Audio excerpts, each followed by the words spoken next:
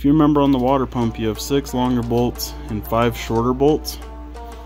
Your 6 longer bolts go on these raised surfaces. You have 6 raised surfaces, that's where your longer bolts go. Your water pump gasket doesn't have a direction, so you just need to put it in the correct orientation and push it down into the valley where it's supposed to seat.